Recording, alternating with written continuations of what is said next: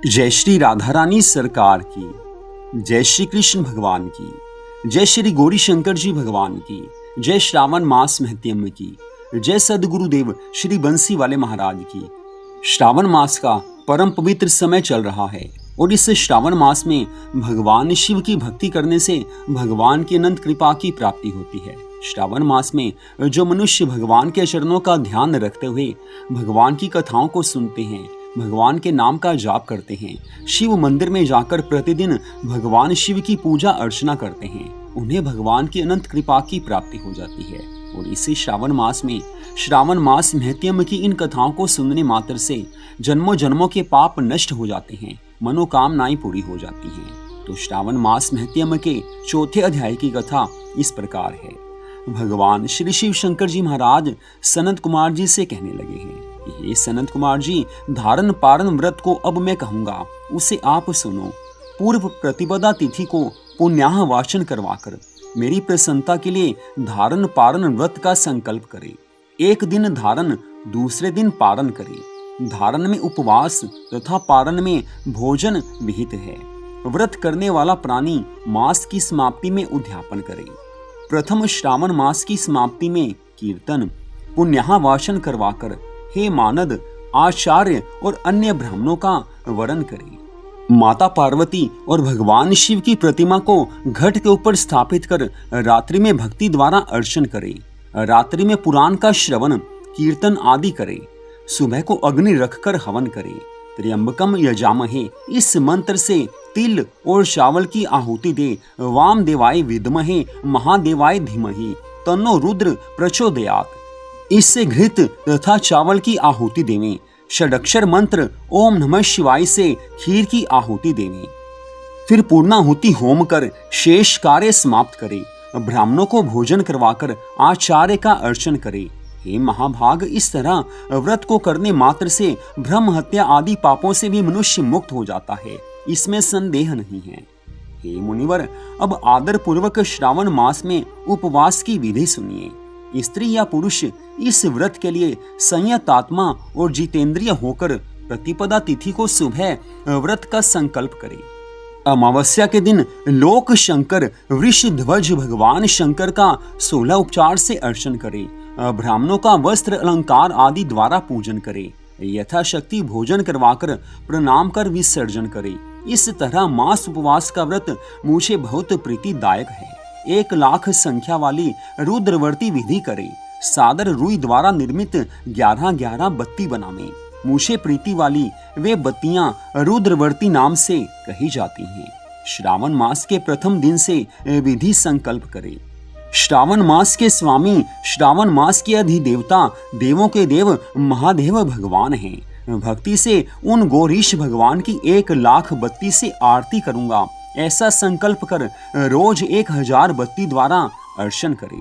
समाप्ति पर 71,000 बत्ती से आरती करे या रोज रोज 3000 बत्ती द्वारा आरती करनी चाहिए। अंतिम दिन 13,000 बत्ती द्वारा आरती करे या एक ही रोज 1 लाख रुद्रवर्ती को प्रज्वलित करे। मुझे प्रिय उन बत्तियों को शुद्ध अधिक घृत से सेवन करे। संसार के स्वामी महादेव भगवान का अर्चन कर कथा श्रवण करे। इतनी कथा सुनने के पश्चात सनत कुमार जी भगवान शिव से कहने लगे हैं, हे प्रभु, हे देवों के देव महादेव, मुझ पर दया कर। इस व्रत के प्रभाव तथा पहले किसने इस व्रत को किया, उद्यापन की विधि कौन सी है, ये सब मुझे बताने की कृपा कीजिए। मैं आपकी शरण में हूँ। आज सनत कुमार जी के इन परम सुंदर वचनों को सुनकर भगवान शिव शंकर जी कहने लगे हैं कि हे ब्रह्मापुत्र, आप अवश्य इस व्रत को सुने। यह व्रतों में श्रेष्ठ रुद्रवर्ती व्रत महान पुण्य देने वाला है तथा संपूर्ण उपद्रव को नाश करता है। प्रीति तथा सौभाग्य को देने वाला है। पुत्र पौत्र तथा समृद्धि को देने वाला है। यह भगवान शंकर को अत्यंत प्रिय है और उत्तम शिव लोक को देने वाला है। तीनों लोक में रुद्रवर्ती के तुल्य अन्य कोई श्रेष्ठ व्रत नहीं है। इसकी एक पुरातन कथा कहते हैं, पूरी श्रद्धा भावना से सुनिए। शिप्रा नदी के सुंदर तट के किनारे रमणीक उज्जैनी नाम की पुरी है।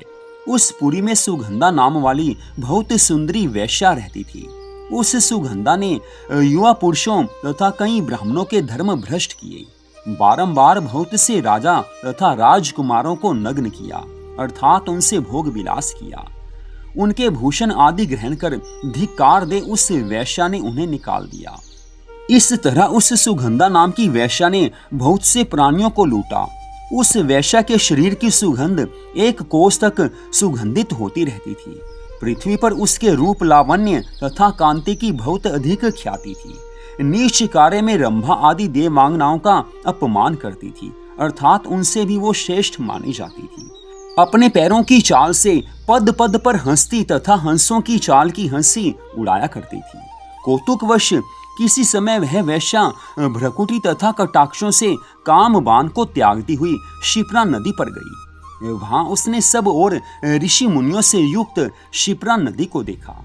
उस समय कुछ ब्राह्मण ध्यान में संलग्न, कुछ भगवान के जप में लीन और कुछ भगवान शिव की पूजा में लगे हुए थे और कुछ भगवान विष्णु के अर्चन में संलग्न थे। हे मुनिवर, उन सबों के मध्य महर्षि वशिष्ठ को उस वैश्या ने देखा। उनके दर्शन मात्र से सुगंधा नाम की उस वैश्या की धर्म में बुद्धि हो गई, जीवन तथा विषयों से मन हट गया। वह वैश्या विवश होकर मुनि श्रेष्ठ वशिष्ठ जी को बारंबार प्रणाम करके सब पाप कर्मों के नाश का उपाय पूछने लगी। सुगंधा नाम की उस वैश्या ने कहा कि हे अनाथों के नाथ, हे विपेंद्र, हे योगीश, मैंने अपने जीवन भर में बहुत पाप कर्म किए हैं, कभी भगवान की भक्ति नहीं की है। मैंने अपना सारा जीवन पाप कर्मों में बिताया है। हे प्रभु, आप उन संपूर्ण पापों के नाश का उपाय मुझे बताने की कृपा कीजिए। मैं आपकी शरण में हूँ, मुझ पर कृपा कीजिए। इतनी कथा सुनाकर भगवान श्री शिव शंकर जी महाराज सनत कुमार जी से कहने लगे हैं कि हे सनत कुमार जी, दीन वत्सल महर्षि वशिष्ठ जी ने उस वैश्या की वाणी को श्रवण कर उस सुगंधा नाम की वैश्या के सब कर्मों को जानकर आदर से उसे कहा कि हे भद्रे, एकाग्रचित होकर सुनो। तेरे पापों का नाश जिन पुण्यों से होगा वह सब कहता हूँ। हे भद्रे, त्रिलोकी भर में प्रसिद्ध वाराणसी में जाकर त्रिलोकी में दुर्लभ इस व्रत को करो। हे भद्रे, रुद्रवर्ती व्रत महान पुण्य फल देने वाला तथा भगवान शिव की प्रीति को प्राप्त करवाने वाला है। हे भद्रे, इस बात के करने मात्र से तेरी उत्तम गति होगी। भगवान शिव शंकर जी महाराज आगे की कथा का वर्णन करते हुए सनत कुमार जी से कहने लगे हैं कि हे सनत कुमार जी, इस तरह सारी विधि सुनकर वह सुगंधा नाम की वैश्या खजाना, नौकर तथा मित्रों को साथ लेकर काशीपुरी में गई। वहां पर महर्षि वशिष्ठ जी के आदेश के अनुसार उसने व्रत किया। तत्पश्चात वह वैश्या 5 भौतिक शरीर के सहित भगवान शिव के शरीर में लीन हो गई। जो स्त्री इस दुर्लभ व्रत को करती है वह जो वस्तु की इच्छा करती है, अर्थात उसकी जो भी मनोकामना होती है, वो अवश्य पूरी हो जाती है। हे सनत कुमार जी, माणिक्यवतियों के महात्म्य को अब आप सुनिए। माणिक्यवतियों के व्रत करने मात्र से स्त्री मेरे अर्धासन की हिस्सेदार होती है। वह स्त्री महाप्रलय के अंत तक मेरी प्रिया होकर निवास करती है। व्रत की पूर्ति के लिए इसकी व्रत उद्यापन विधि को कहूंगा। माता पार्वती जी के सहित भगवान शिव की प्रतिमा स्थापित करें। शिव प्रतिमा सोने तथा वृषभ प्रतिमा चांदी की निर्मित हो। विधि द्वारा अर्चन कर रात्रि में जागरण करे। प्रातःकाल सविधि नदी में स्नान करे। भक्ति द्वारा आचार्य का वरण करे। घी, पायस और बिल्व होम करे। इस कार्य में 11 ब्राह्मण अवश्य होने चाहिए। रुद्र सूक्त, रुद्र गायत्री या मूल मंत्र से होम करे। पूर्णाहुति कर आचार्य आदि की पूजा कर 11 सपत्नीक श्रेष्ठ ब्राह्मणों को भोजन करवाए। इस तरह जो स्त्री पूरी श्रद्धा भावना से ये व्रत करती है, पूरे विधि विधान से इस व्रत को करती है, वह संपूर्ण पापों से रहित हो जाती है। तो इस प्रकार श्रावण मास महत्म के 4थे अध्याय की इस कथा का यहीं पर विश्राम होता है। अगले भाग में आप इससे आगे की कथा को सुन पाएंगे। प्रतिदिन सुबह 5:45 पर अपने चैनल पर हम इस कथा को डालते हैं। बाकी जब भी आपको समय लगे प्रतिदिन की कथा अवश्य सुने। जय श्री राधा रानी सरकार की, जय श्री कृष्ण भगवान की, जय श्री गौरी शंकर जी भगवान की, जय श्रावण मास महत्म की, जय सदगुरुदेव श्री बंसी वाले महाराज की। ओम नमः शिवाय। जय जय श्री राधे, जय जय श्री राधे, जय जय श्री राधे श्याम।